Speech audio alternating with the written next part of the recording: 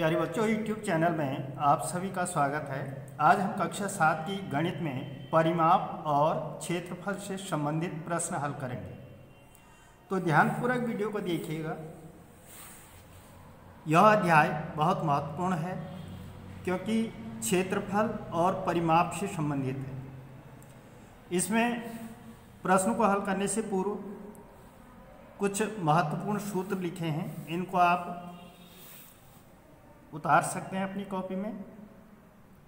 पहला है आयत का परिमाप 2 गुना लंबाई धन चौड़ाई।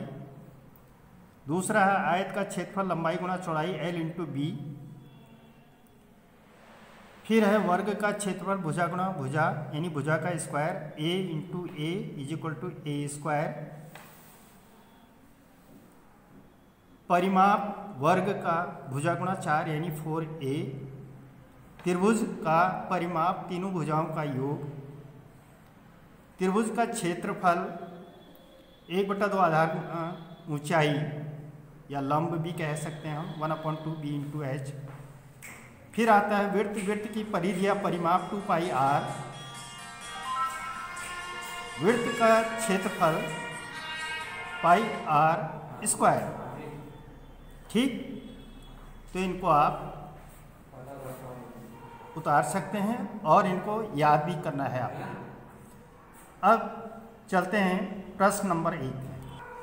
बच्चों, प्रश्न नंबर 1 है प्रश्नावली 11.1 का। एक आयताकार भूखंड की लंबाई और चौड़ाई क्रमशः 500 मीटर तथा 300 मीटर है। ज्ञात कीजिए भूखंड का क्षेत्रफल। भूखंड का मूल्य यदि 1 वर्ग मीटर का मूल्य 10,000 रुपये हैं। तो देखिएगा हल।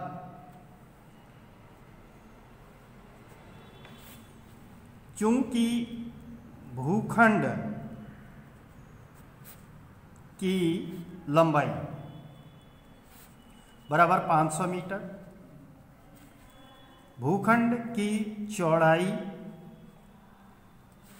बराबर 300 मीटर, इसलिए भूखंड का क्षेत्रफल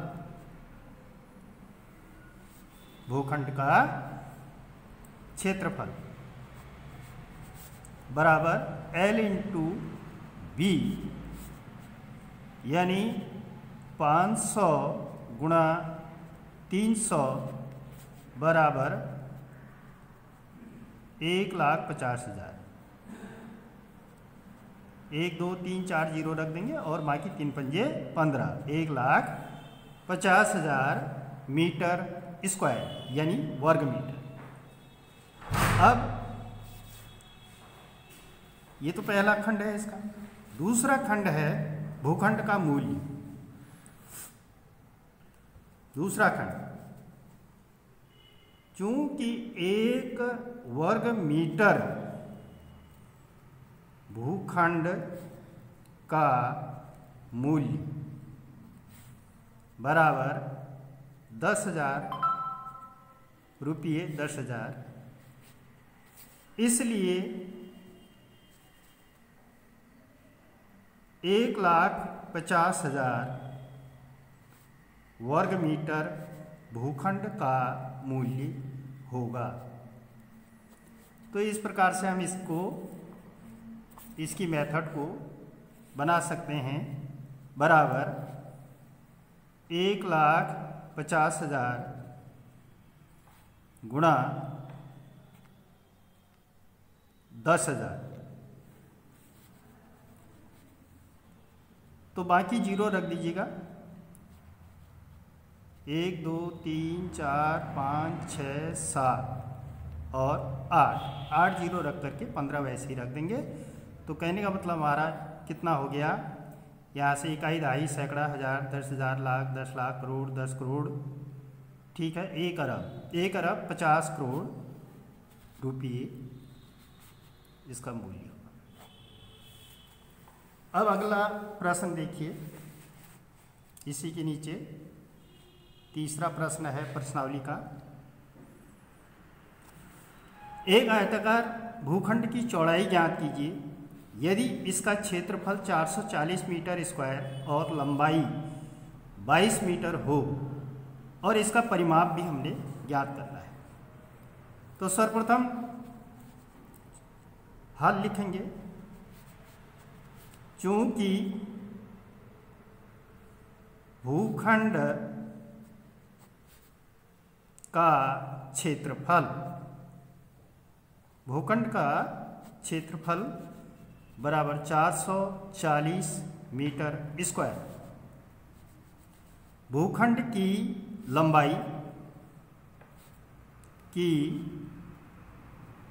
लंबाई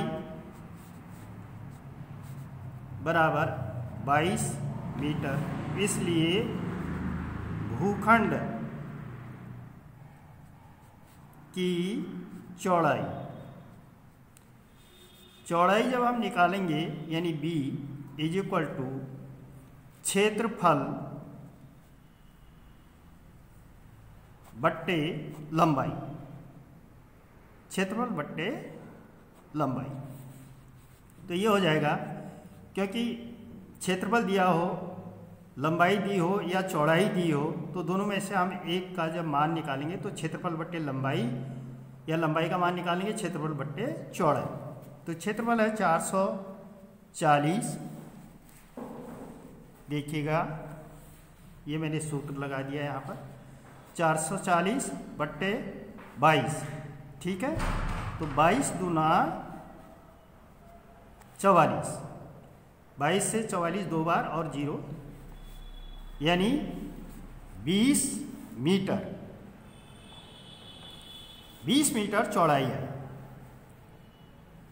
भूखंड का परिमाण, इसलिए भूखंड का परिमाण बराबर 2 गुणा L प्लस B, ठीक। सूत्र मैंने पहले लिखा रखे हैं, दिखाए हैं, आप उनको नोट कर लीजिएगा। सूत्र बहुत ज़रूरी है, अन्यथा आप प्रश्न को हल नहीं कर पाएंगे। 2 गुणा लंबाई है 22 धन चौड़ाई 20, ठीक है। 2 गुणा 42 बराबर 42 गुना 84 मीटर। हाँ बच्चों, सातवां प्रश्न प्रश्नावली का 7वां प्रश्न है, बहुत महत्वपूर्ण प्रश्न है। एक आयत का परिमाप 130 सेंटीमीटर है। यदि आयत की लंबाई 30 सेंटीमीटर हो तो आयत की चौड़ाई है, चौड़ाई 30 सेंटीमीटर हो तो आयत की लंबाई ज्ञात कीजिए। आयत का क्षेत्रफल भी निकालना है। तो बच्चों देखिएगा, हम चित्र भी इसका बना सकते हैं, और इस प्रकार के प्रश्नों को हल करने के लिए आप चित्र अवश्य बनाएं। ABCD, इसका परिमाप है 130 सेंटीमीटर और लंबाई है 30, चौड़ाई है 30 सेंटीमीटर। अभी लंबाई हमने इसकी ज्ञात कर दी है। तो चूंकि आयत का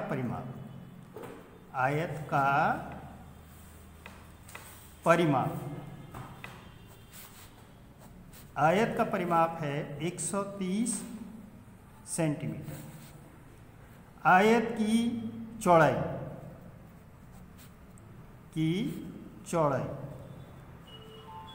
को हम B से इंडिकेट करते हैं, 30 सेंटीमीटर।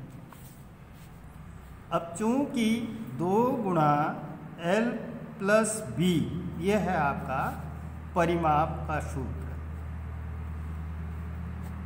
मैंने सूत्र पहले ही लिखा दिए हैं आपको, पुनः आप ध्यान दीजिएगा इन पर। 2 गुणा L प्लस 30 बराबर 130, L प्लस 30 बराबर 130 बट्टे 2, कितना आया 65, 2 से कैंसिल हो जाएगा, 130 65 टाइम्स डिवाइड हो जाएगा।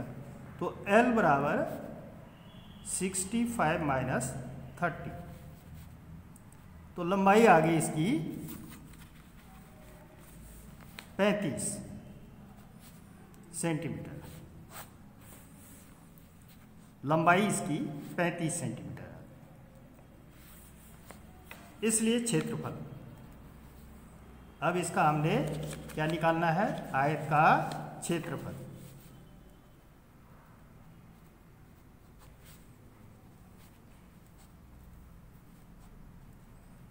आयत का क्षेत्रफल बराबर L इंटू बी, 35 गुणा 30। ये शून्य को आप रख देंगे, 3 पंजे 15 की 5 हचलाएंगे, 3 3 9 1 10, यानी 1050 सेंटीमीटर स्क्वायर।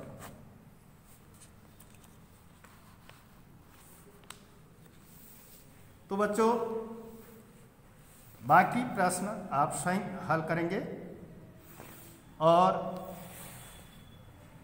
इन प्रश्नों से संबंधित सूत्रों को याद करिएगा, तभी आप इनको हल कर पाएंगे। वीडियो अच्छी लगे तो लाइक कर दीजिएगा। अगली वीडियो बाद में डाली जाएगी, तब तक के लिए धन्यवाद।